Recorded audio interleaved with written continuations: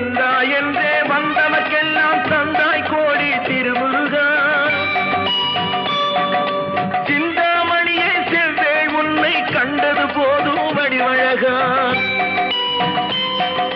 கந்தா என்றே வந்தவர்க்கெல்லாம் தந்தாய் கோடி திருமுருகா சிந்தாமணியே செவ்வே உன்னை கண்டது போதும் வடிவழகா அடியவர்க்கு ஒரு விருந்தே பிணி பல